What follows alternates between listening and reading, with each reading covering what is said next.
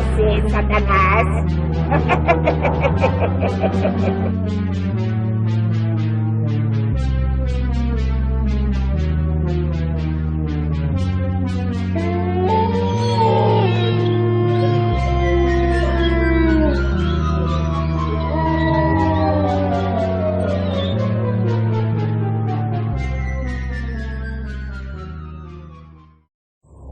Previamente em Caro Livros.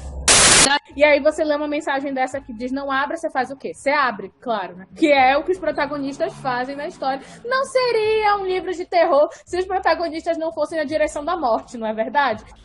Então, esse dom especial, ele foi dado a esses 6 a um custo. Ao custo do 7º ir lá pro Satã.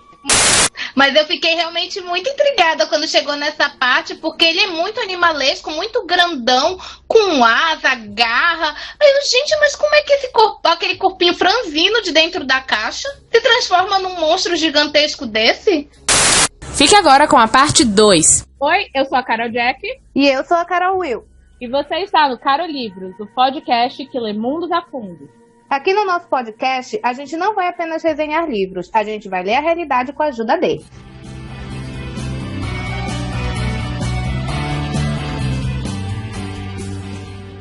Nenhuma morte que ele causou até agora foi o suficiente pra te convencer de que ele vai matar todo mundo. O que vai te convencer? Porque parece que todo tempo ele quer bater que não.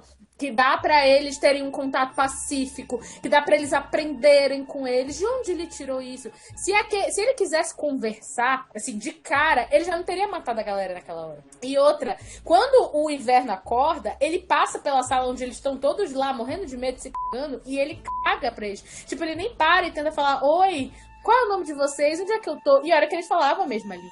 Não, o Inverno sai pela porta, mata 3 soldados e quase mata todo mundo congelado, é isso. De onde é que ele tá tirando que dá pra eles terem uma conversa com o Inverno? Que dá pra eles aprenderem com ele, pra eles trazerem tecnologia com ele. E PPP, como ele fica lá falando. Sabe, eu realmente... E eles estavam trancados numa caravela. O que eles aprenderam? Eles não aprenderam nada. Da onde que se tira isso? Não faz sentido. Eu queria perguntar pra vocês, me digam se eu estou errada. Aquela cena lá no final, quando o exército já arma a Arapuca pra pegar o Inverno e companhia lá na... Porque eles vão voltar pra Caravela, porque querem voltar pra Portugal de Caravela, que isso é outra coisa que eu achei estranha, né? Mas tá bom. Por que atiram no pobre do Tiago? O Tiago tá lá de isca, aí tá lá de boa, aí ele começa a ver aqueles unidos na cabeça dele, e aí ele fala, putz, eu sei onde é que tá o vampiro, e aí ele sai correndo.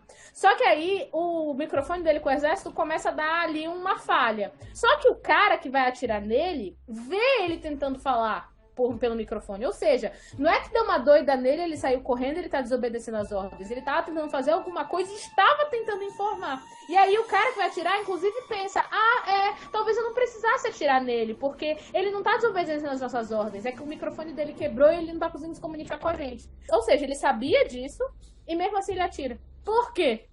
Mano, fica aí o questionamento de por quê, né? Porque eu acho que foi o coronel, sei lá, o comandante lá na missão, ele ficou preocupado que o Tiago prejudicasse o plano deles. Só que o plano dele se baseava no Tiago pra chamar o Boca. Então, Exatamente. mano, qual é o sentido de tu atirar? Porque tu acha que ele morto ali no chão, ele vai atrair o outro mesmo assim, é isso? Porque qual é o sentido disso? A impressão que me deu foi que essa cena só foi pra servir, pra justificar lá na frente o exército se tornar um dos obstáculos pro Tiago. Porque além dos vampiros, além de todo mundo, ele ainda tinha que lutar contra o povo do exército. Então parece que essa cena serviu pra isso, pra justificar lá na frente isso. Porque não tem lógica. 2 segundos atrás eles estavam no mesmo time. Aleatoriamente, vou atirar aqui nele que me deu na telha. Ah, mas ele tá desobedecendo? Não tá. Eu sei que ele tá tentando falar, mas eu vou atirar mesmo assim. Sabe, não tem lógica essa cena. Eu fiquei, gente, por que atiraram nele? Porque, olha, assim... nessa hora foi a única hora que eu pensei que agora sim parece o exército brasileiro. Tá atirando errado. Ai, desculpa, pessoal do exército. Mas é que assim, a credibilidade de vocês não é muito grande com a gente, desculpa. Mas nessa hora eu pensei, falei, gente, é sobre isso. Agora sim é o exército brasileiro. Agora a gente tem certeza. E o que falar do espelho, gente? O único personagem negro da história que é enfatizado 40 milhões de vezes que ele é negro. Porque o negro se aproximou. Porque suas mãos negras foram colocadas. Porque o negro falou. E quando eu tava lendo o livro, eu me lembrei daquele capítulo de Todo Mundo Odeia o Chris, que rouba o carro do Chris, e aí ele vai falar pro policial a descrição do cara. E aí ele fala assim pro policial, era um cara negro, que tava vestido assim, que falava assim. Aí ele fala assim, olha o que o policial ouviu. Ele era negro, negro, negro, falava negro, vestia negro, calçava negro. Sabe? Quando eu tava lendo o livro, eu tava me lembrando desse episódio. Porque parece assim que o espelho, o ápice, o grande tchum dele é que ele é negro. Então vamos reforçar isso 10 milhões de vezes, até quando não precisa. Então, o negro falou, o negro chegou, suas mãos negras tocaram, porque o negro olhou pra mim. E aí aquele vampiro negro, e negro, negro, negro, negro, negro, onde ele podia enfiar, ele enfiava a palavra negro ali no meio, sabe? Eu fiquei, mas cara, não tô entendendo, sabe? Eu acho que era... Não sei se ele tava mirando em querer dizer, olha que diferente, né? Uma história de vampiro que tem um vampiro negro. Mas assim, é uma inovação? Não tô dizendo que não é. Mas assim, ficou engraçado, porque parece que a identidade dele é essa. Ele era negro, negro, negro. Falava negro, vestia negro. Eu pensei a mesma coisa. Eu senti muito incômodo com essa história dessa ênfase, sabe? Até quando não era necessário. Porque já se tinha falado sobre esse... Vamos dizer, na mesma página, já se tinha falado sobre ele. Aí mencionar, ok, só pra você lembrar quem é, né? É aquele personagem e tal, beleza. Até porque nessa história tem muito personagem mesmo. E eu acho que o André Bianco, né, nesse livro, ele é muito uni-adjetivo pra todo mundo.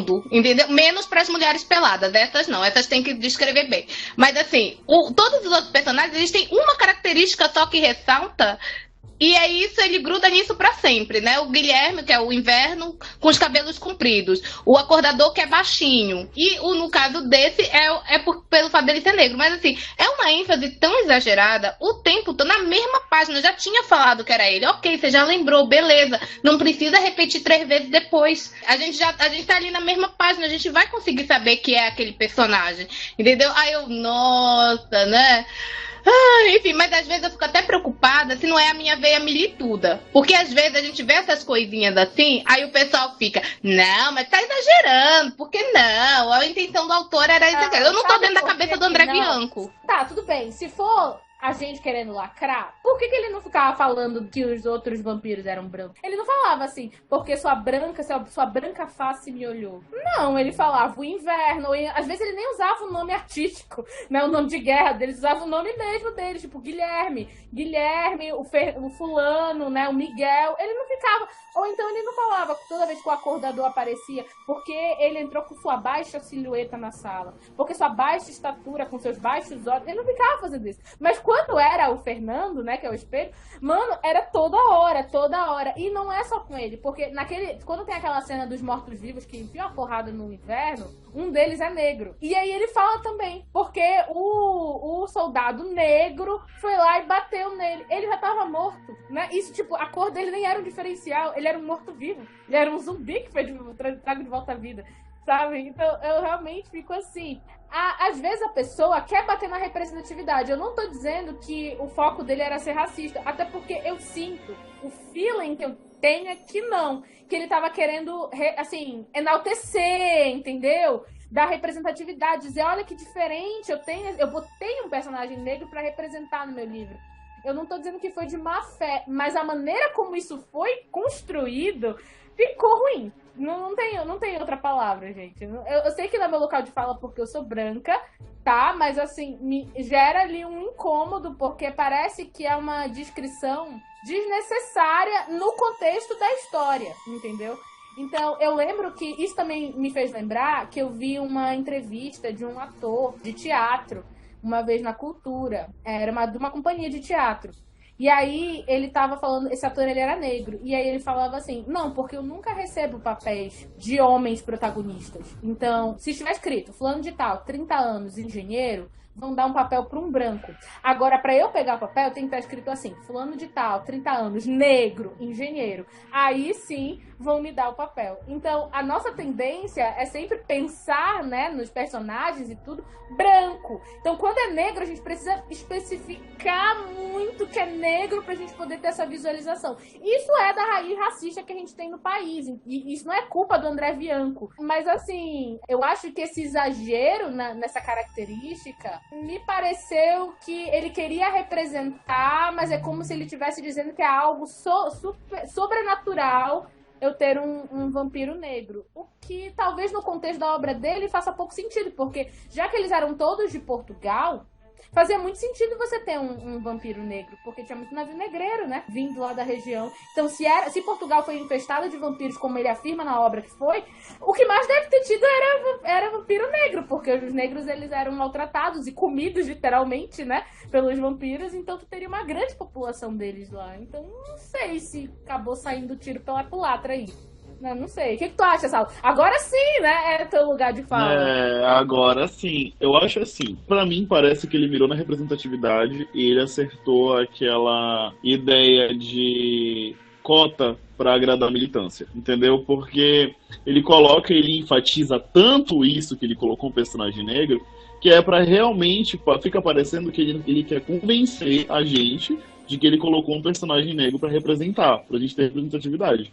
E, na verdade, é só uma máscara para agradar a militância, para que fosse menos cancelado, digamos assim, entendeu?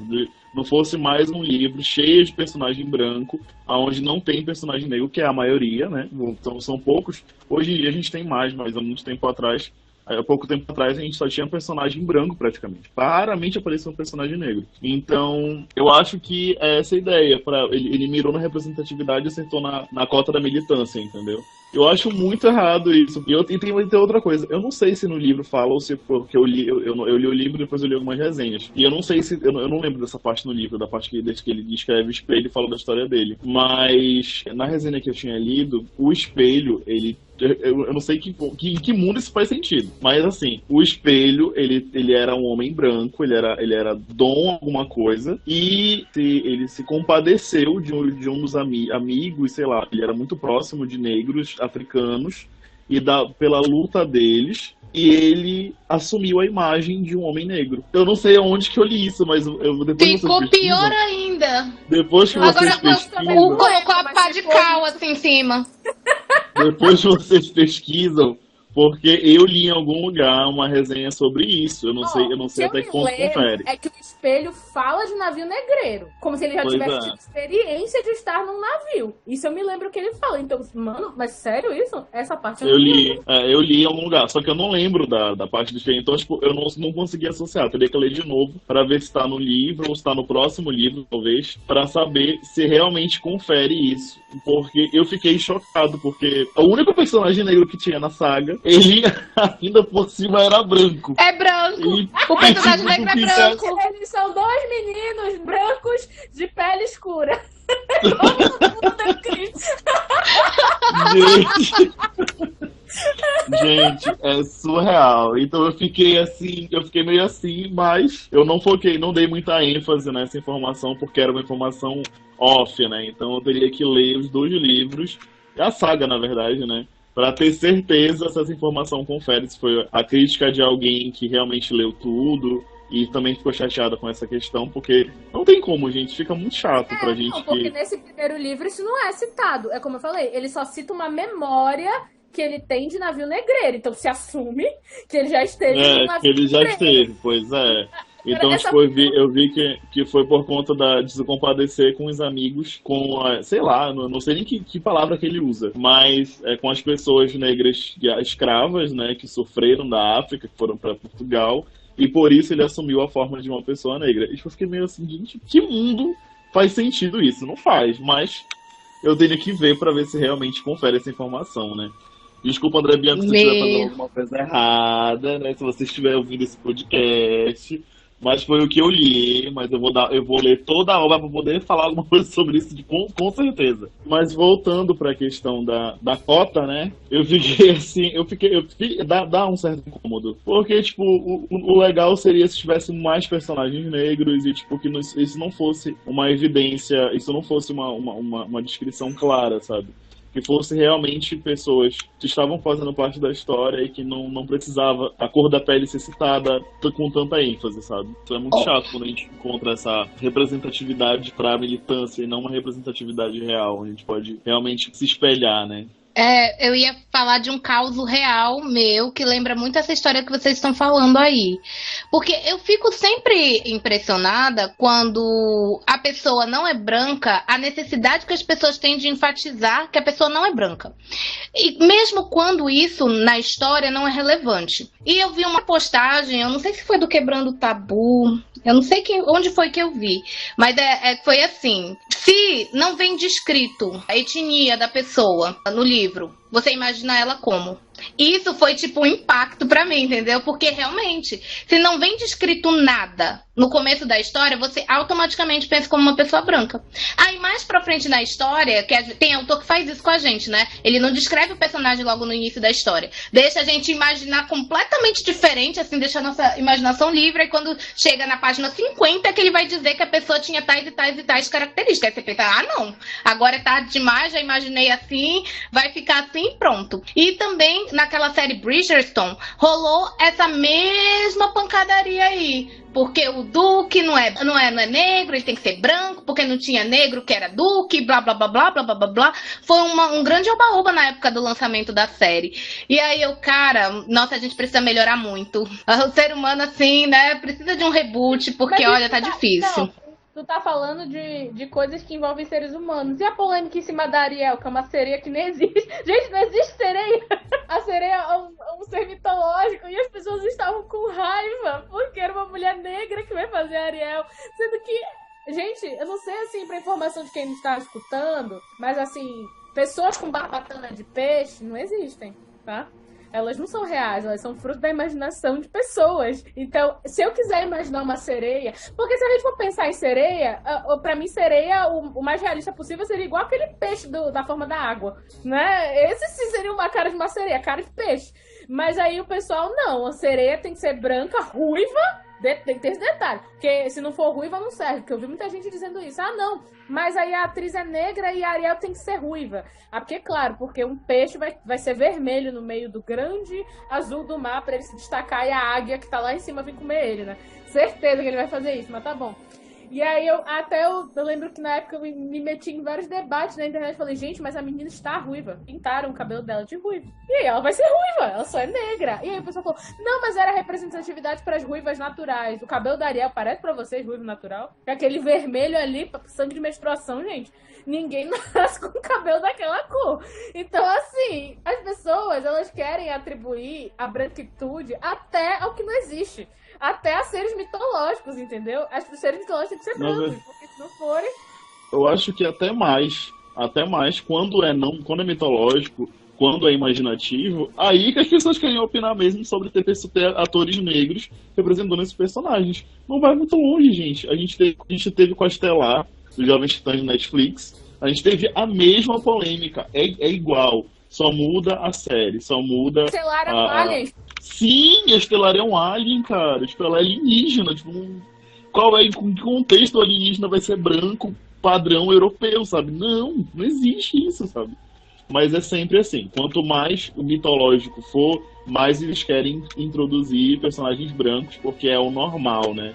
Porque não é normal negro ter protagonismo, né? Essa que é a não ser que não seja protagonista. Se for um personagem secundário numa situação assim considerada inferior, aí tá de boa, ninguém liga, passa despercebido. Agora, se é o protagonista da série, lembram a época da Hermione, que no teatro é uma atriz negra, e nossa, gente, a J.K. Rowling nunca falou qual era a cor da pele. Assim, até o Rony poderia ser negro e ruivo, porque existem pessoas negras ruivas, tá? Não é uma exclusividade branca não, viu, gente? Então, assim, cara, não tá descrita a cor da pele de ninguém. Então por que o pessoal fica se prendendo nesse negócio? Ah, me poupe. Aí vem com aquele papo destruiu minha infância. Ai, não, dá vontade de dar assim uma com 5 dedos. Engraçado esse papo destruiu minha infância. Aí você perguntou, meu amor, quantos anos você tem? 40. A infância já acabou, tem o quê? Uns 35 anos já? Porra, não tem mais o que destruir, sabe? Eu fico assim, passada com esse tipo de coisa. Ah, não. E na verdade são essas pessoas que estão destruindo a infância das crianças de hoje, né?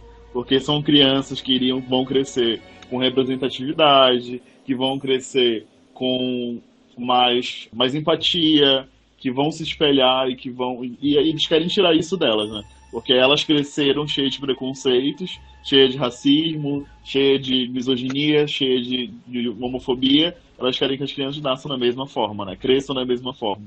Revoltante. Enfim. De novo, Jack, a gente racismo e feminismo. Que mais? Pra nossa checklist aqui.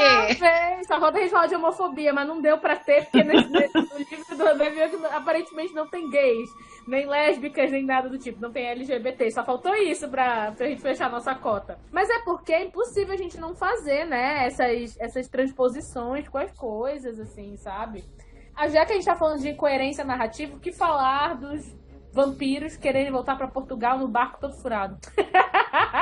Porque sim, né, gente? A grande sacada deles é: vamos voltar pra Portugal pra se vingar de todo mundo que botou a gente naquela caixa, supondo que as pessoas que botaram eles na caixa ainda estão vivos, já tem uns 500 anos, mas tudo bem. O pior é que eles sabem que não estão. Aí eu queria entender por que esses vampiros dessa história são tão presos a essa história de vingança. Eles não conseguem deixar os outros em paz. Não, a gente vai voltar e a gente vai te matar. No caso do Inverno ele até tenta, né? Mas ele leva surra. Mas enfim. Eles vão matar quem? Os descendentes? É aquela história, a ideia deles é isso. E eles ficam falando, a gente vai voltar pro castelo na beira do Rio Douro, porque o meu castelo na beira do Rio Douro. Mas isso foi antes. Já tem 500 anos já, tu acha que esse castelo não vai estar lá, menino? Não, e eu fico mais chocado que equipe de revitalização foi essa, né, mana? Porque o barco tava lá com a tempestade, com o inverno por entre o mar, mas ela tava lá e resistiu, minha mana. Ia resistir até Portugal. Olha a lógica. Eu tenho que dar parabéns para essa equipe de restauração. Melhor trabalho que esse não existe, meu amor.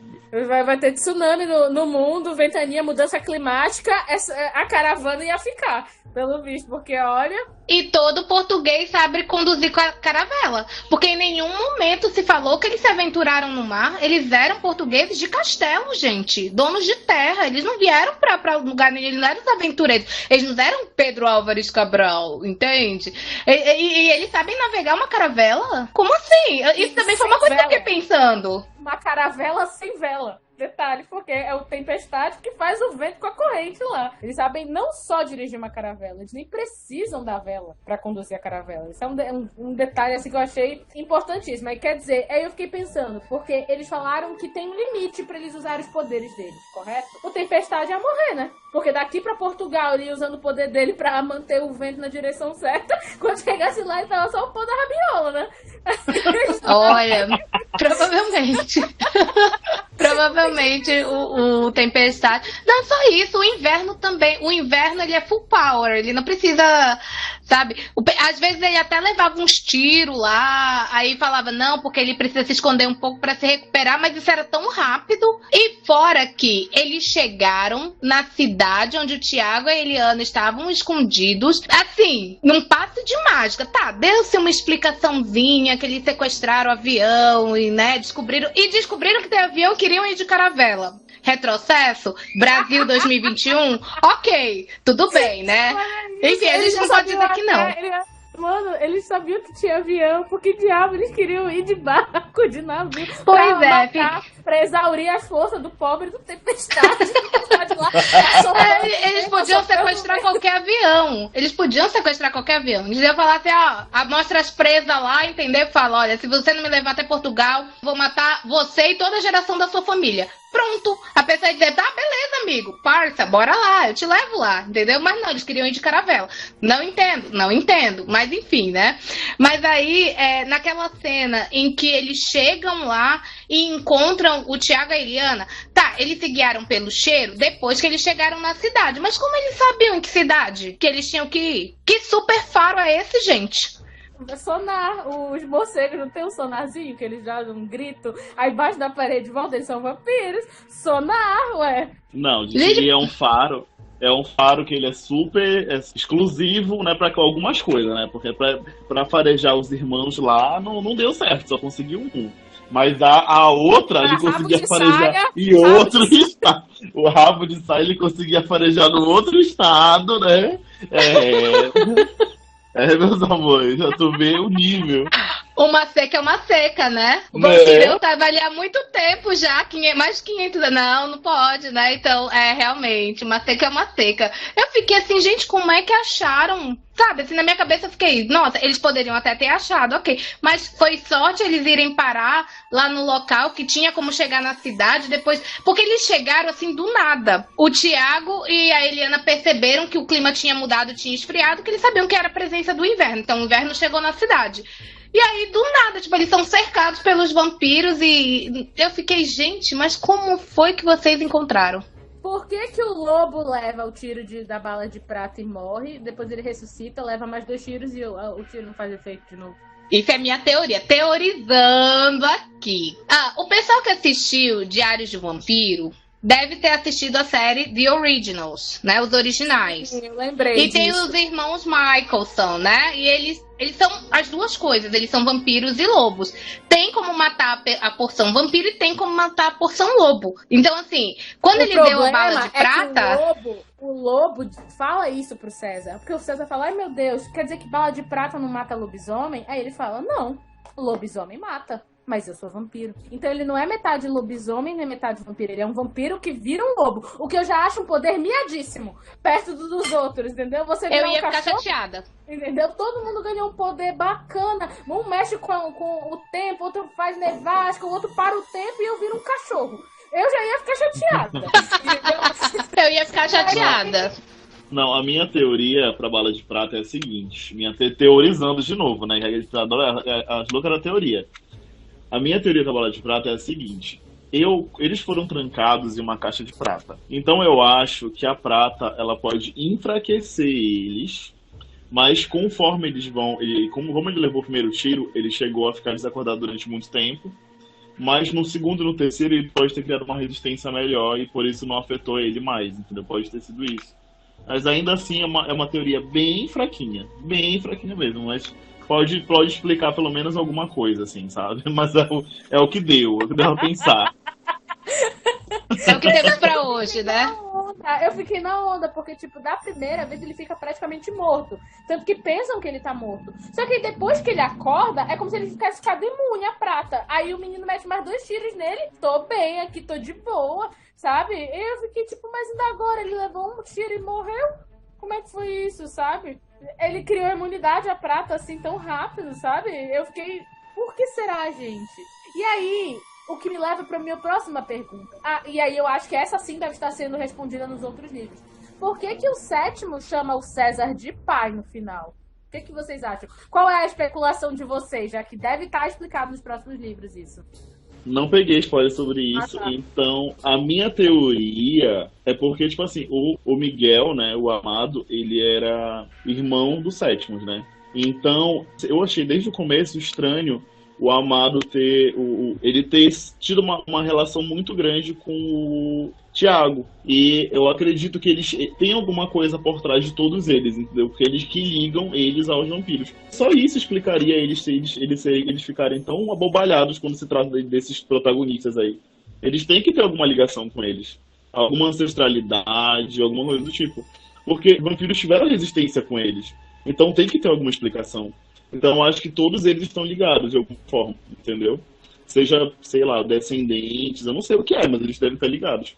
Porque não tem outra explicação. Por isso ele pode ter chamado ele de pai. Eu achei a tua teoria muito boa, a história da descendência. Porque na hora, eu pensei assim, será que tem alguma coisa a ver com ele ter brigado com um lobo, eu pensei na hora, gente, será que ele bebeu o sangue do lobo sem querer e eu passei batido? Cheguei a voltar lá no capítulo e falei, não, gente, por que ele tá chamando ele de pai? Mas olha, realmente, né? Essa história da descendência faz sentido. Será, Will? E a caravela foi afundada muito perto, né? Não estava tão distante da costa. Vai que as pessoas que afundaram, fundaram a amarração. Aí a gente, né? Pode ter aí uma explicação para isso, né? Uma questão de parentesco e tal. Vamos ficar pensando aí sobre isso. Agora eu quero ler os próximos livros para saber o que acontece. Não posso ficar assim, não posso ficar assim.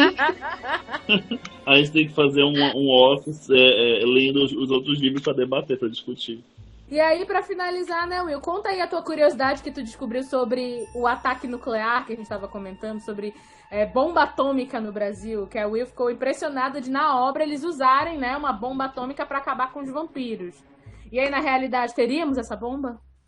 Então, gente, olha, quando chegou nessa parte da arma nuclear, eu fiquei, peraí, que Brasil é esse? Exército organizado, funcionando. Que país é esse? Né? Tipo assim, eu fiquei, gente, e o Brasil com uma arma nuclear, entendeu? Assim, essa foi a ideia que o exército teve pra acabar com os vampiros. E, cara, eu achei uma sacada muito boa. Porque, né? Uma arma nuclear, ela destrói a raiz de tudo, né? Então, assim, realmente faz muito sentido. Agora, se matou de fato os vampiros, assim, aparentemente sim, mas temos certeza? Não. Mas eu fiquei muito intrigada com o Brasil possuir uma arma nuclear, porque eu fiquei, gente, mas onde isso que o Brasil tem arma nuclear, gente? A gente mal tem as, entre aspas, normais, né? É capaz até dos traficantes serem mais bem armados do que a nossa própria polícia e exército, enfim, né? Eles têm armas com tecnologia que, nossa senhora, né? Inclusive, a polícia, eu acho que ela é inteligente, porque ela aprende as armas para reutilizar, né? Bora reutilizar aqui, porque essa aqui é boa.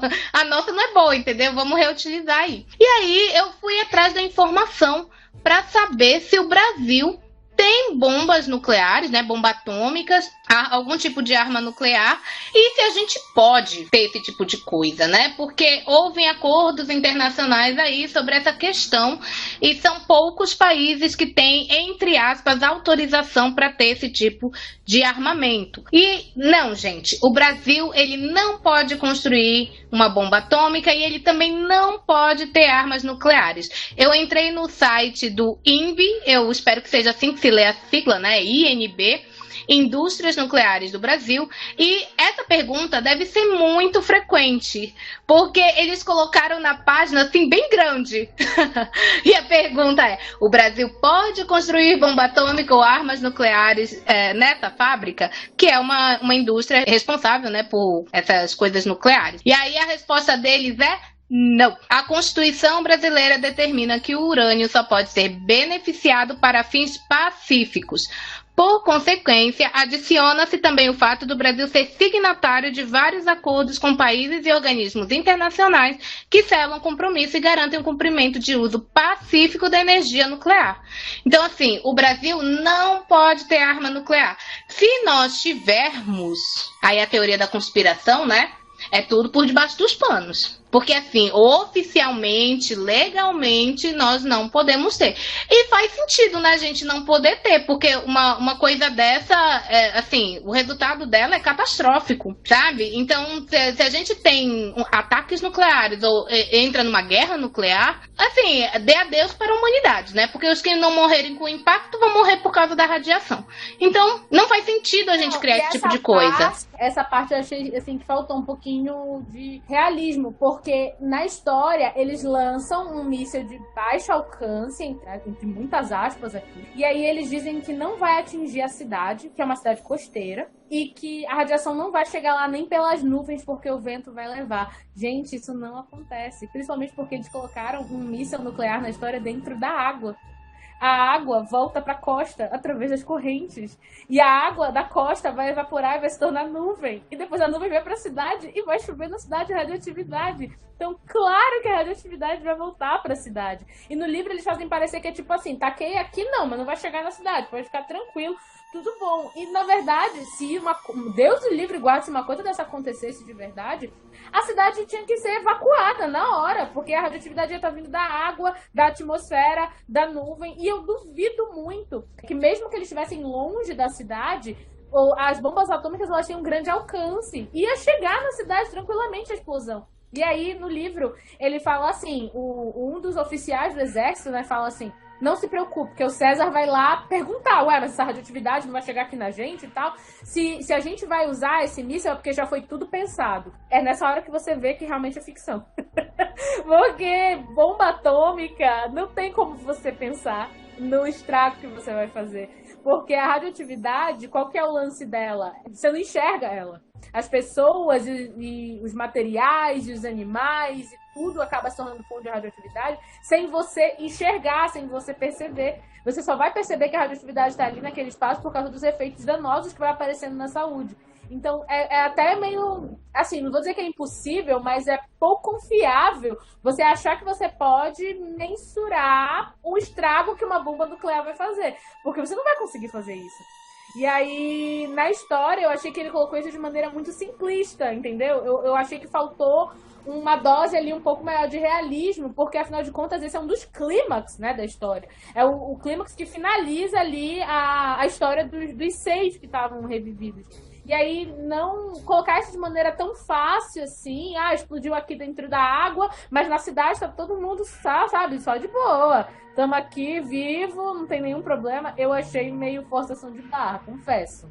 Fiquei chocada. Complementando o que a Will falou sobre as bombas, né? Teve um artigo que eu li já faz muito tempo, já faz na época do ensino médio, inclusive, há muito tempo atrás, que existem satélites que monitoram o Brasil, né? O Brasil não, o mundo inteiro, principalmente da inteligência dos Estados Unidos, e houve um momento do Brasil em que a gente teve uma visitinha dos Estados Unidos porque estava tendo uma atividade estranha de urânio aqui no Brasil. Eles estavam preocupados que a gente estivesse enriquecendo urânio. Então as teorias da conspiração elas ficam brotando, assim. A gente diz que não conseguiram pegar nada, né? Mas eu não duvido, gente. Não duvido de nada. Principalmente nesse atual governo que eles estão fazendo. Eles são genocidas, né? Nunca se sabe. Mas isso é uma coisa que eu gostei no livro do André Bianco.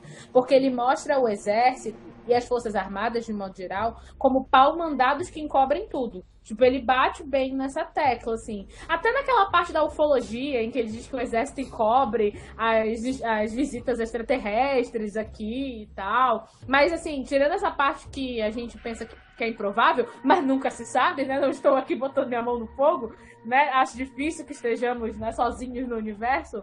Eu só não vejo motivo para os extraterrestres quererem vir aqui, mas tudo bem. Ele bota bem isso, tipo, de que o exército tá sempre encobrindo as coisas. Até na hora que o Tiago leva o tiro, né? Que o cara que dá o tiro nele fala assim pros soldados: vocês não viram nada, vocês não ouviram nada. Porque os caras, né, os soldados, veem que ele atirou no menino, mesmo o menino tava tentando usar o rádio ali.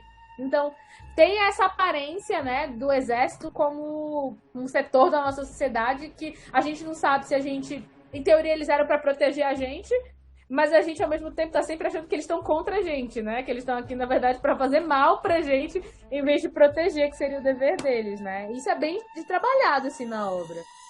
E o histórico deles pesa contra eles, né? E isso é uma visão geral que se tem do exército, porque, assim, tem muitos livros americanos que a gente lê que coloca o exército como o carrasco da situação, né? Como aquela entidade ruim que provoca muitas coisas e encobre tudo depois, abafa, né? Mexe com a vida de todo mundo e depois abafa essa situação.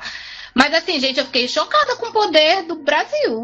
O exército muito bem organizado, armado, com pessoal, porque assim, morreu tanta gente nessa história do exército, gente. E uma coisa que eu gostei no livro. Durante a história, tinha esse pessoal do exército lutando, né? E mostrava pequenos núcleos de pessoas, até o pessoal do IML, que eu não lembrava quem era o Olavo, só lembrei depois. Que ele era um dos mergulhadores que trabalhava no IML. Ele só aparece poucas vezes e ainda morre no final. Poxa, tadinho do Olavo, injustiçado. E uma delas é pra morrer. Poxa, tadinho do bichinho. Enfim, quando acontece isso, o André Bianco dá pequenos protagonismos para esses personagens que normalmente são invisibilizados. Então, eu fiquei tão triste com um que morre numa dessas grandes brigas, eu não tô me lembrando qual delas, mas que ele pensa na família dele, na filhinha dele, antes dele morrer. Ele sabe que ele vai morrer porque ele já tá ali estatelado no chão, sangrando, enfim. E aí ele fica, ai meu Deus, a minha filha nunca mais vai me ver e tal, e a minha família não vai saber o que aconteceu. E aí eu fiquei... E isso são os pontos altos da obra, sabe? Eu acho que é muito legal ele mostrar, porque normalmente cena de batalha, gente morrendo, colocam assim... Que nem as pessoas colocam as vítimas da Covid, sabe? São pessoas sem rosto, são pessoas sem família, são pessoas sem nome, são números. E ele personifica isso, ele coloca o ser humano ali, né, naquela situação. E eu gostei bastante disso na obra dele. Eu tenho a minha listinha dos prós e contras. E eu atribuo muito dos contras dessa obra ao fato do André ter escrito muito novo essa história. Provavelmente o texto não passou por revisão, porque ele se autopublicou numa época em que não tinha essas empresas especializadas para autopublicação como tem hoje, porque hoje mesmo o seu texto autopublicado, ele passa por revisão. Quando você contrata a sua autopublicação, ele vai passar por revisão, vai ter alguém que vai olhar seu texto, vai te dar algumas dicas de melhorar isso, melhorar aquilo, pontas soltas, porque quando a gente escreve, a gente não presta atenção nessas coisas, né? Na nossa cabeça tá tudo muito claro. Aí quando outra pessoa vai ler, é que ela vê, não, essa aqui não tá claro, essa aqui precisa melhorar. Né? Por isso que é importante a gente ter esse processo de revisão. E ele provavelmente não teve isso. Então, eu atribuo essa... A gente zoou bastante o livro, gente, falou das nossas revoltas, falou. Mas, assim, eu acho que não é uma coisa fatality dead end, sabe? Tipo assim, acabou. Não, ele fez... absoluto. A gente tá... O tempo todo a gente enfatiza que, tipo assim, é uma obra que é diferente. Você não vê muita coisa sobre vampiro no Brasil. Mas a gente também não pode passar alguns panos, assim, sabe? Eu, na verdade, aí é que fica meu apelo pro Andrezinho. Porque essa obra é antiga, né? É dos anos 90 e tem as edições mega antigas. Eu ficaria muito feliz com uma nova edição. Se ele pegasse essa história e fizesse uma nova edição, né? E fizesse esses ajustes em algumas coisas que a gente tá falando aqui. Nossa, eu ia ficar super empolgada. E eu acho que ia melhorar muito a história. Se a história já fez sucesso, com todos esses furos que a gente comentou aqui, mas que tudo bem, obra nenhuma vai ser perfeita. Um monte de história gringa tem um monte de furo. Se a gente for falar do Stephen King, por exemplo, todo mundo odeia o final do It a Coisa. Então, que é um baita de um furo. Então, não é exclusividade brasileira também. Né? Não vamos aqui também botar o cara no chinelo, porque não é verdade. Mas eu ficaria muito feliz se ele fizesse assim, uma reedição da história. E aí, eu acho que cobrindo essas coisas que a gente falou, ia ficar perfeito, assim.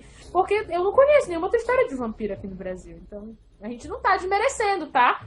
Pra deixar bem claro. E aí, por falar em exército, agora eu vou deixar vocês, o nosso público e o Andrezinho, se estiver ouvindo, com uma pergunta sobre uma passagem do livro que envolve uma pessoa do exército. Eu vou ler aqui a passagem, tá?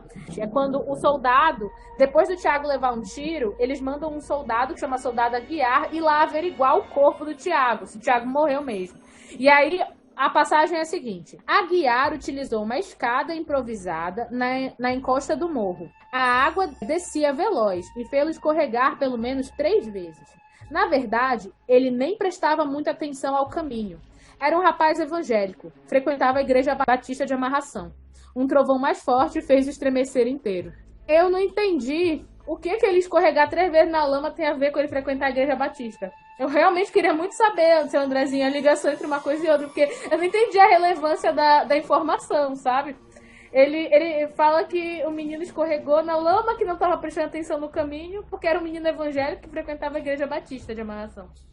E com esta pensata, eu creio que a gente finaliza a nossa discussão, né? Porque acho que nem eu nem vocês temos uma resposta para essa pergunta, né? É uma pergunta... Meu Deus. Fica só a conjectura. E é isso, gente. Eu achei muito legal. Eu achei maravilhoso, assim. E aí, não fique, seu Andrezinho, chateado conosco. Eu, a Will e o Saulo amamos o seu livro. Aqui são críticas construtivas, tá? Aí o seu André responde pra gente. Aceito críticas, não disse calado, né? Exatamente. E aí, eu só tava curiosa, antes da gente finalizar, com uma coisa. Eu queria ouvir a tua lista de prós e contras, Will. Olha, as coisas que eu gostei, né? Vamos começar com bom, né? Eu gostei muito da origem dos vampiros, porque tira a gente do limbo de não saber da onde eles vêm, incluindo aí todo o misticismo envolvido, porque os portugueses trancaram eles lá e falaram que eles eram o mal encarnado, e realmente são, né? Já que a origem deles está ali no demônio. Então, eu achei isso sensacional. Eu gostei muito da inovação dos vampiros terem poderes adicionais, porque não basta na vida eles serem só vampiros, porque vampiros em si só já são mais fortes, né? Eles são mais fortes, eles são mais ágeis, eles, enfim, tudo, eles ainda têm poderes fantásticos. Tipo assim, é muito difícil cruzar com esses vampiros brasileiros, viu? Eles pisam nos vampiros gringos, dá licença. Os Cullen não são nada perto desses vampiros, ok? Porque cada um também tem um poder especial lá, né, nos Cullens. A Alice prevê o futuro, o Edward ouve o pensamento das pessoas, um outro controla as emoções, mas o que são eles perto do inverno, né? O que são eles perto do Miguel, que para o tempo? Não são nada. Pisou com vontade. Fetal. Eles estão em posição fetal no banho, uma hora dessa. Pois é, sofrendo, tá? Enfim, eu gostei também de mostrar, apesar de que de uma maneira bem, assim, fantasiosa, né? A questão da ciência, né? Da importância, porque aquilo poderia ficar lá no fundo do mar e ninguém ligar. Mas aí eles foram estudar e tal. Então, toda aquela coisa de laboratório, eu fiquei tão empolgada com o começo da história, gente. No começo, eles lá montando o laboratório, verificando a origem, datando as coisas. Eu achei todo esse processo muito, muito legal. Eu gostei também das batalhas e da humanização daqueles personagens que são considerados menores na história, que normalmente a maioria dos autores passa por cima deles, só diz, o soldado morreu, acabou aí. Mas esse soldado tem uma história, esse soldado tem uma família, esse soldado tem uma vida. Tanto é que quando eles voltam à vida, alguns soldados, eles vão atrás do inverno pra se vingar. E muito que bem, achei muito bom, muito bem feito. Aí o inverno fica da putaço com o acordador e fala, porra, eu matei esses daí, agora tu acordou, eles vão ficar atrás de mim, bem feito. Toma tua merenda, tá? Achei muito boa essa parte da história. E se tivesse mais descrição desses personagens vampíricos, eu ia achar mais legal, porque lendo a obra toda, a gente fica meio confuso quem de fato são os personagens principais, porque a história ela muda o tempo todo. Mas isso também dá uma dinâmica pra história. Eu gostava dessa mudança de foco narrativo e de situações acontecendo simultaneamente que a gente tem que montar na nossa cabeça, né? Eu achei isso muito, muito, muito legal. As falhas a gente já falou, né? Os meus contras das personagens femininas, a burrice dos cientistas, principalmente do professor lá Del Vecchio, que, meu Deus do céu, esse homem, gente. Não, assim, sem paciência, entendeu? Pra ele. Aquela história de, é alien, eu não, meu Deus do céu, esse homem nunca ouviu falar de folclore na vida dele, nunca. Um esqueleto volta à vida e é claro que é um alien, né? No mínimo eu ia pensar que era um zumbi, no mínimo. E também essa história do exército, que eu fiquei meio assim, né? Porque assim, a gente não vê o nosso exército com todo esse arsenal, esse poder aí, enfim. E que se eles mostrarem o nosso exército brasileiro, que eles são exatamente como o André Vian colocou no livro dele, eu vou ficar chocada. Porque eu realmente não vejo, assim, essa atividade toda. Eu vejo eles se metendo na política, que era um local que eu acho que eles não deveriam estar. Eles têm uma função a cumprir, e a função deles é uma exclusiva e é aquela, tipo, proteger a nação. Só. Não tem que estar se metendo em política, mas isso sou eu que penso, né? Enfim, considerando tudo isso e o fato de que o André Bianco era muito novo quando ele escreveu, tá? E faz muito tempo que a obra foi lançada, eu acho que a gente pode dar um salto positivo para essa obra, mas a gente pede para que o André, olha, eu já íntima aqui, chamando pelo primeiro nome, né? A Jack falando Andrezinho. A gente já tá se sentindo best friends aqui do autor. E ele vai carcar a gente, com certeza. O tanto de coisa que a gente falou, meu Deus do céu. Mas eu considero um saldo positivo e eu acho que as pessoas devem realmente ler e acompanhar e valorizar a nossa literatura brasileira, a nossa literatura de terror. Porque eu fico chateada com esse negócio de brasileiro não querer consumir autor brasileiro. Só quer gringo. Não. Eu agora vou falar os meus prós também, que eu tenho, tá, Andrezinho? Não é só de meter o pau que vivemos aqui, tá? O meu pró, principalmente, é que eu acho que a história dele é inovadora. Eu acho que é inovadora por trazer a temática dos vampiros, que são figuras majoritariamente europeias, para o contexto brasileiro. Eu achei muito legal ele fazer esse link com a nossa colonização portuguesa, ele fazer essa exploração do imaginário dos vampiros, linkando com o mal veio nas caravelas. E isso é muito legal de ser explorado. Ele fazia essa exploração justamente dessa mitologia religiosa lusitana, que é muito forte aqui no Brasil. Esse catolicismo, essa exploração do diabo como a fonte, tem tudo a ver, porque Portugal é muito católico, Brasil é muito, né, cristão, e isso é fruto da nossa colonização. Então, ele soube bem fazer esse link entre a nossa realidade cultural, enquanto fomos colônia, a nossa história, as nossas origens, e linkar com as figuras dos vampiros. Eu achei isso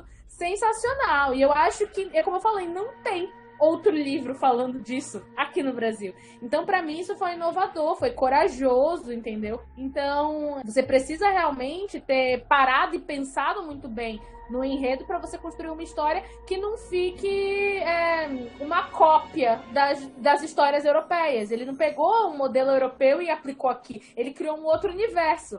Eu achei isso, assim, maravilhoso. Eu acho que esse é o grande tchan da obra dele. É por isso que eu digo que a história vale a pena, com esses ajustes que a gente falou, que a gente explorou, que causaram incômodo, né, que cutucaram a gente. Mas, de modo geral, como tu falou, o saldo ele é positivo. O outro pró que eu achei dessa história é que eu acho que é legal a gente mostrar o Brasil não apenas como um lugar de festa, carnaval, mulher pelada e todos esses estereótipos brasileiros. Mas a gente mostrar também um Brasil que pode ser palco de histórias fantásticas, que envolvem briga, que envolvem conflitos, que envolvem defesa, que envolvem ciência. Porque toda vez que você pega uma obra que fala do Brasil, as poucas que tem, tipo animação Rio, é só carnaval, gente. É só coisa colorida, é só gente feliz, alegre, saltitando, arco-íris no céu, golfinhos na água, entendeu? Nunca tem nada de diferente. É como se o Brasil ele fosse reduzido a isso. E aí ele mostrar o Brasil como palco de uma história macabra é legal. E é uma história macabra fantástica, né? Uma história macabra. Porque quando mostra um Brasil palco de uma história macabra, a gente tá falando de morro, de tiro, de violência, desse tipo de coisa, né? Então, é legal. A gente pensa que essa é uma realidade fantasiosa que não casa, digamos assim, com o nosso estereótipo de país de calor, de energia, né? E eu acho que ele ambienta muito bem. Os vampiros casam aqui com o nosso ambiente. Não fica aquela coisa forçada. Achei legal ele colocar o sotaque, tá? Sulista na história. Dele colocar o tchê, o bar. Achei legal ele colocar o sotaque lusitano, as palavras lusitanas, pra caracterizar mesmo os personagens. Pra quem talvez for de fora, o gringo, né? Ver como a gente fala, porque a gente também tá muito acostumado a usar as gírias e os termos norte-americanos e inglês. E às vezes a gente esquece que a gente tem também as nossas peculiaridades. É legal, eu sou do norte, então pra mim foi legal ver o sotaque gaúcho, né? Eu tenho, a minha orientadora de doutorado, ela é gaúcha, então por muito tempo, quando eu lia, principalmente a Eliana, que é a personagem feminina, eu lia com a voz dela na cabeça, porque ela fala, ai tchê, bah, não sei o que, sabe? Eu lia com a voz dela, se ela estiver me escutando, acho que não está, mas se tiver, eu lembrei de você. Achei muito legal ele ambientar no sul do Brasil. Acho também que o outro pró da história é que a gente não tem heróis brasileiros. E apesar de ser um arquétipo batido, cafona, todo mundo já viu história de herói e tá cansado. Mas a gente não tinha um herói brasileiro. E o Thiago é um herói brasileiro. Então por que não? Né? A gente tem um arquétipo de um herói que, tudo bem, segue aquela fórmula que todo mundo já conhece, mas a gente não tinha um representante que nos desse aí a gente poder, talvez, se o Thiago é desse jeito, outros garotos e garotas, tá? Que é importante, possam pensar, poxa, eu também podia ser um herói aqui no Brasil, eu não preciso ser americano, loiro, ou ter o meu olho azul, ou ser o Superman para eu ser um herói. Eu também tenho heróis que seguem a mesma pegada e são daqui. Então eu achei legal. Eu acho que trazer isso pro Brasil foi um desafio que ele cumpriu muito bem. Para finalizar, é isso, tá? Então, não estamos cancelando o livro, gente. Leiam, porque vale a pena, tá? Eu sei que às vezes a gente fala com muita paixão aqui, como se a gente estivesse dizendo que é o pior livro da história, mas não é isso. É porque, por ser brasileiro, a expectativa é em dobro, né? A gente espera mais e a gente quer mais. E eu concordo quando a Will diz que a gente tem que parar de só consumir coisa gringa. Até porque os gringos não são nenhum dos seus perfeitos, não, tá? Tem um monte de porcaria por aí que a gente lê gringa e todo mundo fica pagando maior pau, entendeu? E todo mundo, mesmo quando é cheio de furo a história, sabe? O nível de protagonismo é absurdo. Mas todo mundo bate palma, todo mundo fala, ai, que maravilhoso. Então, dá essa colher de chá também pros brasileiros. E tu, Saulo, teus prós aí? Olha, como eu já falo pra vocês, eu li o livro muito pela história mesmo. Então, eu meio que me despi dos conceitos sociais e eu vim debater isso com vocês, analisar isso com vocês. Foi muito bacana isso, inclusive. Então, meus prós, eles são muito baseados nisso, sabe? Tipo, a história, ela é muito boa, ela é muito diferente do habitual, ela é regional, ela é portuguesa, ela tem a nossa origem, ela tem a nossa essência, ela tem a nossa atualidade. Então, é muito bacana de ver, de se enxergar na história e de saber que, tipo, isso tá pertinho da gente, sabe? Não é uma realidade muito distante, não é uma história que não é a nossa. Então é muito mais fácil da gente entender de onde veio, para onde vai. Eu achei muito engraçado algumas partes, não foi aquele terror que ele era só macabro. Mas também tinha muita parte engraçada, a parte da descoberta dele 500 anos depois. Então, tipo, teve os alívios cômicos que foram muito legais. E até mesmo os personagens, muitos personagens, os protagonistas, os vilões, todos eles tiveram alívio cômico. Isso foi muito legal. Porque tu acaba vendo que até mesmo o mais bonzinho deles também fazia maldade, assim como até mesmo qualquer ser humano, por melhor que ele seja, também ia fazer maldade. Porque nós não somos perfeitos, né? Então eu achei esses foram os meus prós sobre a obra. O contra a gente já debateu, já discutiu tudo, né? Esmiuçou detalhadamente os contras, que é pra entender. Mas os prós, eles são exatamente esses. Então, é uma leitura que vale muito a pena. Vou ler as outras obras também, porque eu quero dar continuidade, quero saber todo, tintim por tintim dessa história. E até mesmo para sanar minhas dúvidas, porque teve aquela história do espelho, que eu realmente preciso saber se isso conta no livro, da onde que surgiu esse boato, que eu preciso descobrir. Mas a história em si, ela é muito boa, assim, ela traz uma essência de exatamente de que o Brasil ele não é só... Inclusive, me incentivou a ler outros livros que têm a mesma pegada fantasiosa brasileiros, entendeu? Porque a gente só, quando a gente fala de Brasil, a gente só tem as mesmas coisas, histórias clássicas, e a gente se prende muito a isso. A gente acha que literatura boa brasileira é só isso, na verdade não é. Tem muito autor aí que tá vivo e que tá escrevendo muito bem. E a gente tem que consumir eles também, tem que incentivar e dar visibilidade, porque a gente não tem que deixar todos eles morrerem para poder a gente começar a ver os gênios que tinham a nossa geração, né? A gente pode ver os gênios que tem a nossa geração desde agora. Cumprimos o nosso objetivo, Jack. O Saulo já vai consumir mais livros dessa temática brasileiros, brazuca. Já estou satisfeita. Muito feliz. E agora a gente vai pro nosso quadro de Halloween, que chama É Você, Satanás?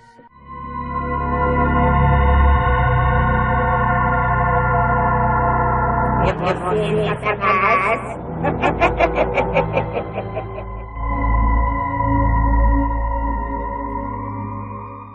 E pra quem não acompanhou o nosso último episódio, esse quadro basicamente é a gente contando experiências sobrenaturais que aconteceram com a gente, Saulo. Então, cada um de nós vai contar uma história e tem que envolver o sobrenatural. Pode ser qualquer coisa que você já tenha ou acontecido com você, ou que você já tenha ouvido falar que aconteceu com alguém que você conhece.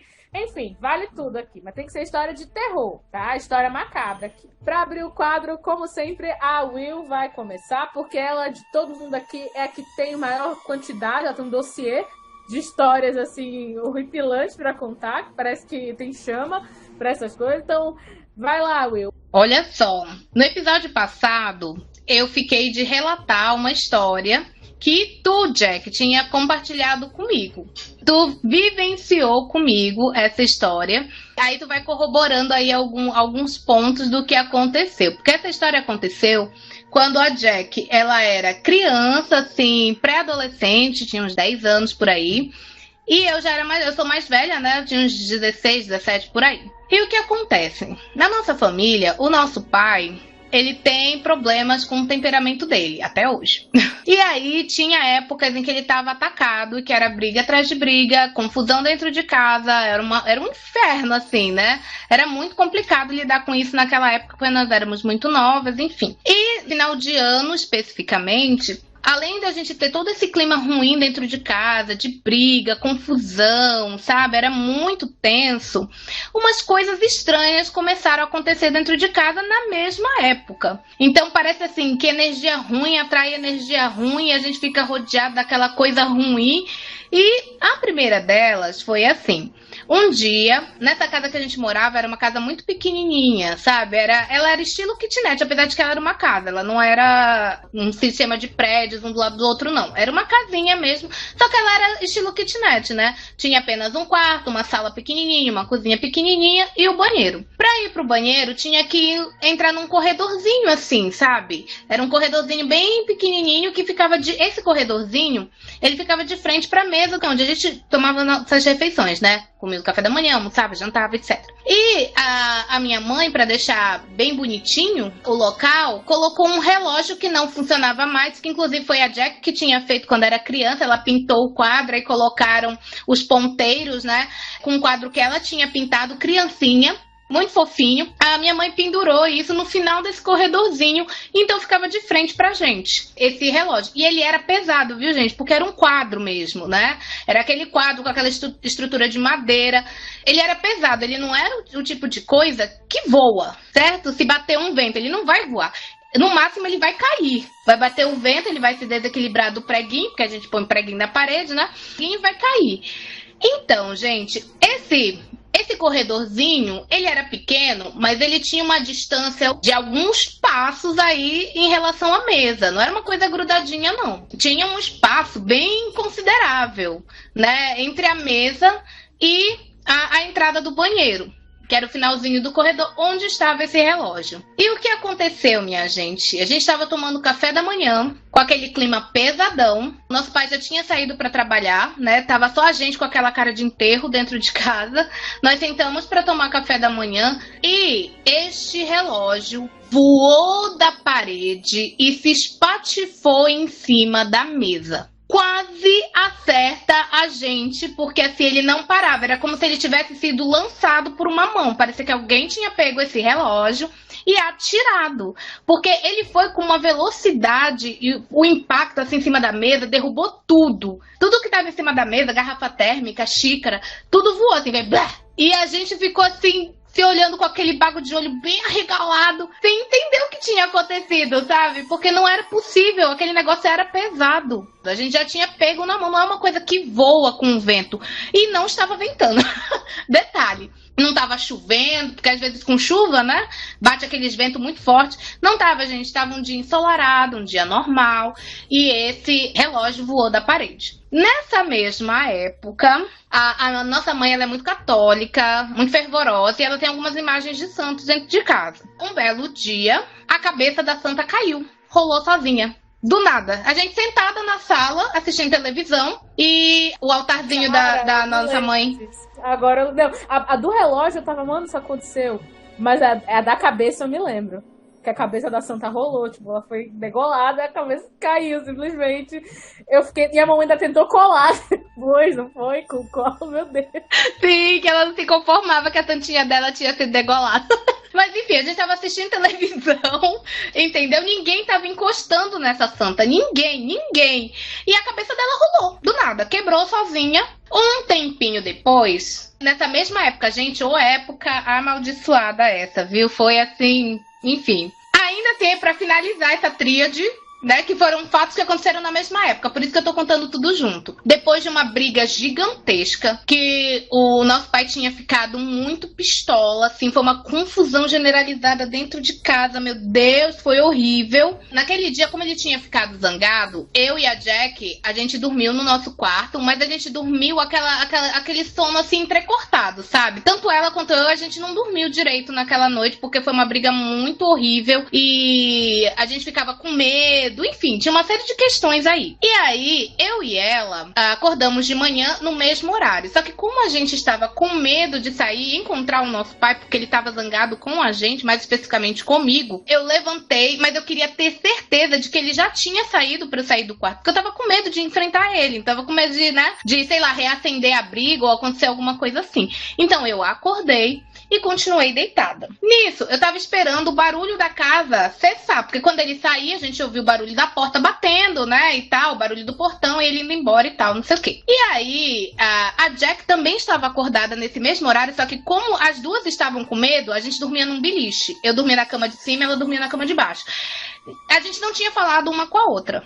As duas quietinhas na cama, uma só esperando assim, aguardando, né, pra ver a hora que ele saísse de casa pra gente poder sair do quarto. E aí, eu escutava, e depois a Jack confirmou que ela escutava também, então não são vozes da minha cabeça. A gente escutava a pessoa mexendo. É verdade. Eu estava lá, eu fui e eu tava. A gente escutava as coisas mexendo, as coisas do nosso pai, coisa que o nosso pai fazia.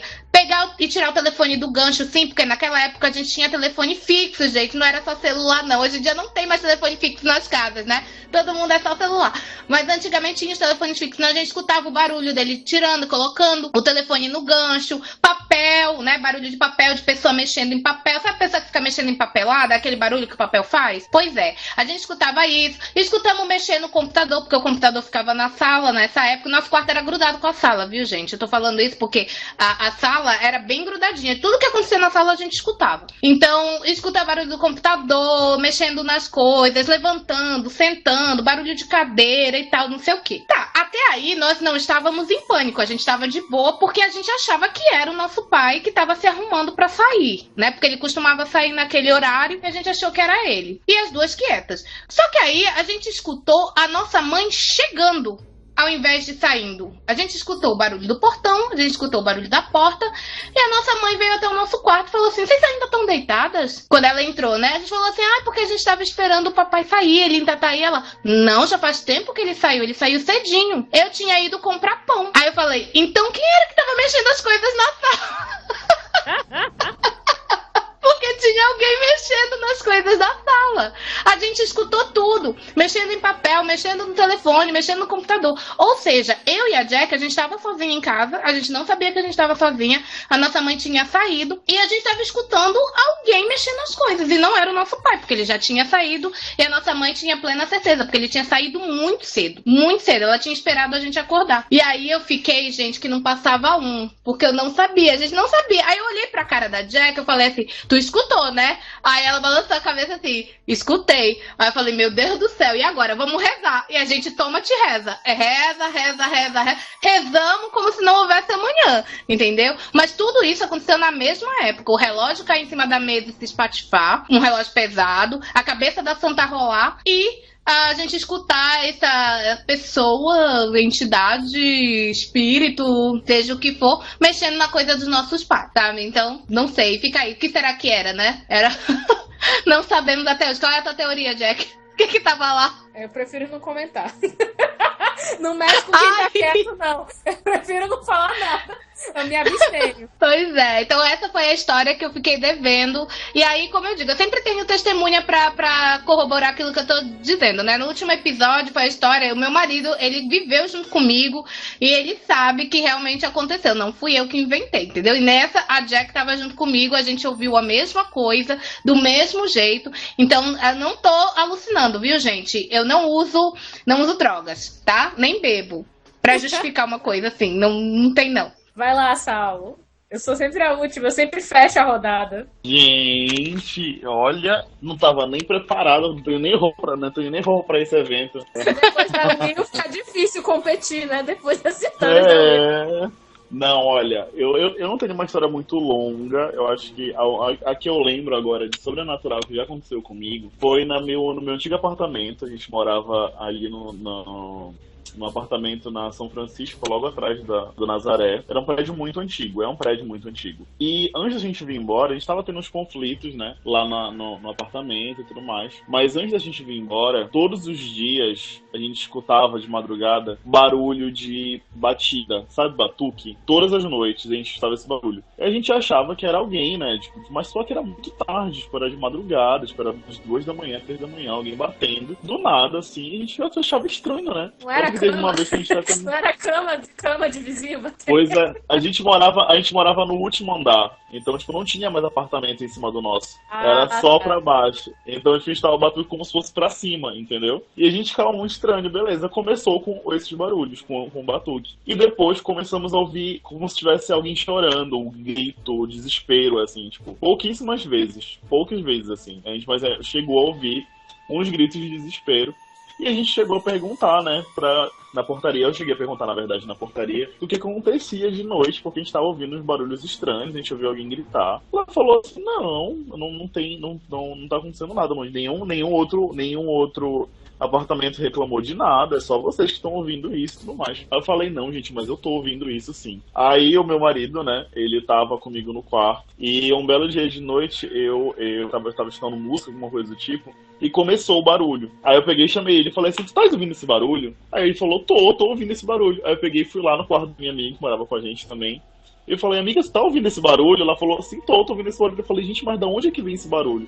E a gente saiu do apartamento pra ver onde era o barulho e não achamos o barulho, mano, em lugar nenhum. Era só lá no nosso apartamento, aonde a gente tava. E até hoje fica sem explicação do que era esse barulho e de quem era essa pessoa que tava batendo e pregando peça lá no apartamento, mano. Foi isso, a minha história sobrenatural foi essa. Sim, amada. Gente. Foi pesadíssimo. Foi a única história que beirou sobrenatural, assim. Mas também não sei se tem alguma explicação, né? A gente não conseguiu encontrar uma explicação até agora pra esse evento. A gente já se mudou de lá, já tem mais de um ano, tem quase 2 anos, na verdade. Foi isso, a minha história sobrenatural. Uma delas, né? Que eu tenho pra contar, que eu consigo lembrar agora. Deve ter outras aí que são até melhores, mas a que eu lembro agora é essa. Mas já foi boa, já. Pessoas gritando, batucando, e só vocês escutando, meu Jesus amado. A história que eu vou contar hoje, ela é um pouco diferenciada, porque ela é sobrenatural, mas ela não é sobrenatural de fantasma e etc. É um sobrenatural envolvendo aliens. E eu também tenho testemunhas, porque estavam 2 pessoas comigo. Estava o Will e estava o meu marido Felipe, que está aqui presente do meu lado no quarto, e eles podem confirmar. Então, uma vez, a gente estava na casa da Will, que era assim, nos altos, né? E aí, a gente estava olhando pro céu, e a gente tinha uma janela, né, lá na cozinha dela e tal. E a gente tava conversando, batendo papo e tal, e a gente tava olhando pra fora. Aí o meu marido pegou e falou assim, olha aquela luz ali no céu, não é esquisita? E aí eu falei, que luz? Aí eu fui a primeira que fui até ele e olhei pro céu. Ele é ali. E aí a gente tava vendo uma luz piscando, assim, sabe? Tipo, piscando com uma frequência determinada. Piscava, apagava, piscava, apagava. Não, menino, isso daí é avião passando, ou é um satélite, sei lá, é qualquer coisa. Aí ele, não, tá esquisito, né? Porque tá muito perto e tipo assim, tá piscando muito. Não parece avião. Avião pisca e depois ele some, depois de um tempo. E satélite também. E o menino, não é nada. E aí a Will ouviu a gente meio que debatendo, aí ela perguntou, mas o que foi? Aí ele mostrou pra ela aquela luz ali no céu, tu não tá vendo? Não tá esquisito? Aí a Will falou a mesma coisa que eu. Mas não é um avião, não é um satélite que tá passando, alguma coisa assim. E o meu marido insistindo que era algo esquisito. E aí a gente ficamos nós 3 debatendo ali na janela, nós 3. Até que, gente, a gente começou a ver a luzinha cair. E os 3 olhando a luzinha. A luzinha não sumia e ela ia caindo no céu, tipo se aproximando da Terra. Quando a luz abaixou tanto que ela foi pra trás das casas e a gente não conseguia mais ver pela janela, nós 3 escutamos um barulho. Tipo quando alguma coisa colide, faz aquele VU, certo, Will? Você lembra disso? Eu lembro. Aquele barulho tipo de energia se dissipando, né? Quando alguma coisa bate. Era um barulho. Sabe quando o poste de luz tá carregando energia, mas tá fraca, aí ela sobe e faz aquele barulho. É um barulho característico, né? Parece que é alguma coisa te fazendo. É aquele coisa que sai assim, tipo. É um vento, sei lá, é um barulho esquisito. E ainda, quando a luzinha foi caindo, quando a gente ouviu o barulho, fez um clarão, tu te lembra? E aí a gente falou, meu Deus, o que foi isso que pousou aqui na Terra? Porque não foi uma explosão, porque nada explodiu, entendeu? E a gente ficou vendo fez uma luz e a gente conseguiu ouvir nítido o barulho. E a gente sentiu uma batida no chão da terra, como se tivesse um tremor, assim, como se fosse uma coisa, sabe, que tivesse batido no chão. E aí a gente sente aquela reverberação, né? A gente ficou muito cabreira esse dia. O vento ficou esquisito. Na hora que o negócio bateu, que deu aquele barulho, a gente sentiu meio que aquela rajadinha de vento, sabe, assim, vindo na nossa direção. E aí depois, os 3 patetas foram chamar o marido da Will e contamos a história, ele ficou morrendo de rir da nossa cara, porque ele não acreditou na gente. E aí a gente falava, mas nós 3 vimos, não é possível que nós 3 estamos doidos, não é possível que a gente imaginou, foi um surto coletivo, a gente vendo isso. Pois é, gente, mas eu tenho, assim, quase certeza que aquilo ali era Alien. Foi muito esquisito, sabe? Não sei, né? Mas, assim, alguma coisa caiu. Tá, tudo bem, pode não ter sido uma nave. Mas, assim, alguma coisa caiu naquele dia lá perto, porque tem água, né? A Will morava, quando ela tava aqui no meu estado, ela morava no mesmo bairro que eu. E aqui perto do nosso bairro até tem uma água, assim, perto. A gente tá perto de uma região que tem uma orla e tal. Não perto, entre aspas, mas tem. Então, tipo, mas a gente conseguiu ouvir muito nítido o barulho, sabe? Então, foi muito esquisito. Eu acho que essa foi a minha única experiência, assim, pros ufologistas que talvez estejam aqui de plantão, caíram aqui de paraquedas. Essa foi a minha única experiência mais próxima que eu tive com os aliens, sabe? Ninguém me tira da cabeça, gente, que foi uma nave que caiu naquele dia, porque foi muito estranho aquele barulho. Eu nunca tinha escutado nada, assim. A queda não foi abrupta.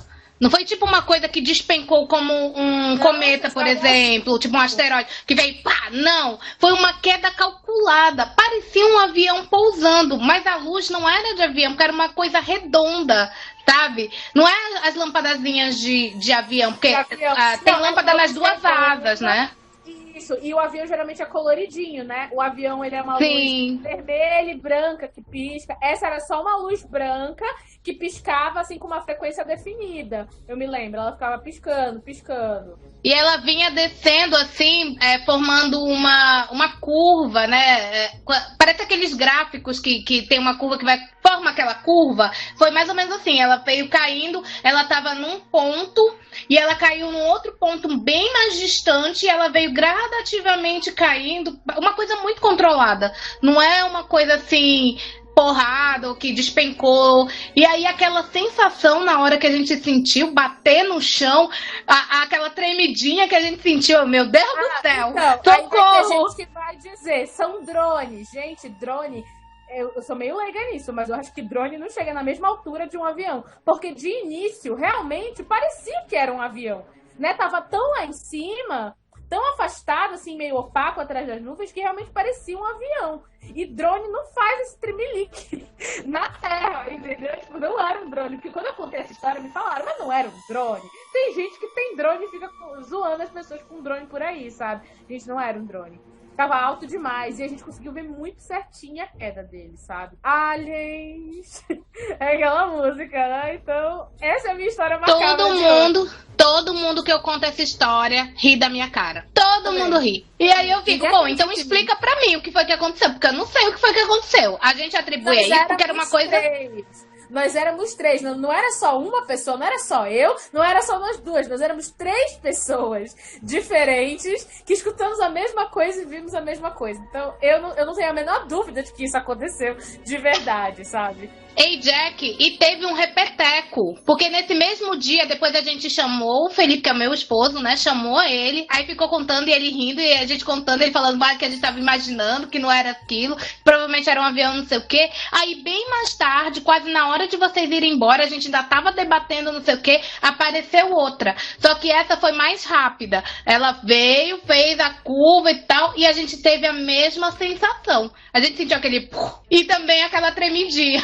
Aí a gente olhou pra cara dele, então, né? E agora? Não, mas Que ele era não aquilo? sentiu. Ele não sentiu, que eu me lembro. Eu me lembro que a gente falou e ele falou assim, não, vocês estão doidão. Ele falou, vocês estão doidão, olha só. Vocês estão muito loucos da cabeça de vocês. Isso daí, vocês estão... O que vocês tomaram? Eu lembro que ele falou assim. E ele saiu rindo, ele disse que ele não sentiu o tremelique, que isso era coisa da nossa Mas cabeça. a gente sentiu. Eu achei muito esquisito, uma sensação muito estranha. E eu fiquei pronta, é isso, apocalipse final. Aí é nosso contato aí com os nossos... Não pode falar alien, tem que falar extraterrestre. Vocês viram essa agora? Alien é ofensivo. Alien é ofensivo? A Que Demi história é Lovato Demi Lovato fez um documentário em que ela diz que o termo alien é tipo xenofóbico, sabe? É desrespeitoso. Que a gente tem que usar ET, extraterrestre, que é o termo correto.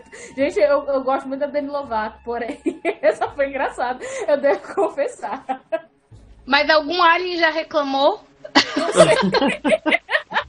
A gente ainda duvida da existência dele, amada. Como é que a gente vai ter termo correto? Como assim, moça? Oh. E essa foi uma história macabra. Não tão macabra assim, se você não tem medo de ETs, se você até quer fazer contato com eles, talvez você não tenha ficado com medo. Eu fiquei com medo, então por isso que eu Teria ficado contei. instigado, né? Aí na tua casa pra ver os aliens. Enfim, gente, então é isso. Mas foi quase uma que experiência não fechou. única. Foi uma experiência única. Tipo, e toda vez que eu penso sobre o universo, eu sempre falo isso para os meus alunos. Às vezes a gente tem alguns textos no livro deles, né, que trata sobre o universo, criação do universo, ciência e papapá. E eu falo para eles que toda vez que eu penso no universo, eu entro em crise existencial. Porque eu não consigo conceber na minha cabeça o que é o universo direito, sabe? A gente tem a teoria que o universo é assim, que tem as galáxias, mas o que é que abarca tudo isso? A gente não sabe qual é o propósito, se tem ou não propósito, como que aqui tem vida e outros planetas não tem. É tudo um grande mistério, sabe? Eu fico me sentindo tão a poeira cósmica, entende? Tipo, nada, você não é nada. O que é o nosso planeta perto de tudo isso? Aí eu sempre entro em crise existencial, fico horas e horas pensando, meu Deus do céu. O Mário Portela, né? Você é uma pessoinha que mora num planetinha, que tem uma estrelinha, numa galáxiazinha. É exatamente Exato. isso. E aí eu fico sofrendo, porque eu não tenho respostas pra isso. A gente tem a nossa fé, mas mesmo a fé, ela não é capaz de abarcar tudo. Ela não tem resposta pra tudo. Tudo é muito misterioso, sabe? Às vezes eu me questiono, depois que eu li O Mundo de Sofia, gente, eu me questiono até se a minha realidade é a minha realidade. Vai que eu sou um personagem num livro que alguém tá lendo e eu não sei que eu sou um personagem e eu tô fazendo tudo isso achando que sou eu que tô controlando a minha vida, mas que não, a gente tá na Matrix, entendeu? Eu não sei, a gente não sabe. Esse nível de consciência, assim, eu não tenho como saber se as outras pessoas realmente são seres pensantes ou não, e algumas não são, né? A gente tem o desprazer de encontrar com elas de vez em quando. Vocês leriam a história de duas pessoas que têm um podcast sobre livros? Vocês leriam esse livro? Porque, olha...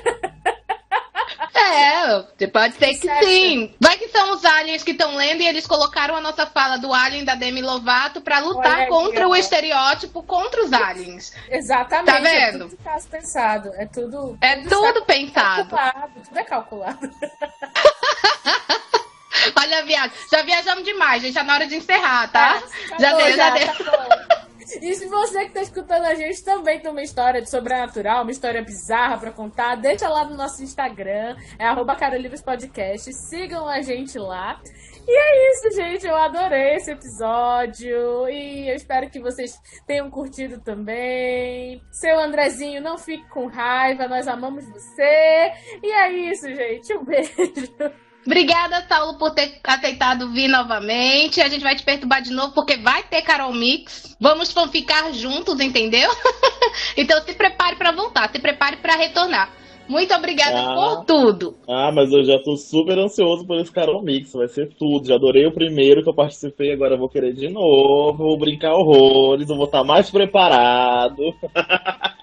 Que agora você sabe o que esperar, né? Agora eu já sei o que esperar, já vou estar mais preparado. Eu espero, né? Eu chegar na hora eu vou passar vergonha de novo, olha. A gente passa, a gente que cria, a gente passa. Enfim, gente, então é isso. Muito obrigada por nos escutar. Siga a gente lá no nosso Instagram e beijo. Tchau! Tchau! Oi, gente, eu sou a Carol Jack e eu tô passando pra lembrar vocês de seguirem a gente no Instagram, @carolivrospodcast.